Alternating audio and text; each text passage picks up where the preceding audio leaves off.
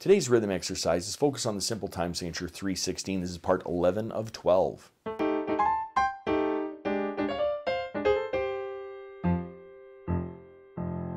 Welcome to my studio, Bach To Basics. This channel is where you can find some videos to further your music studies. Now, while my dog and I go bowling, let's read some rhythms.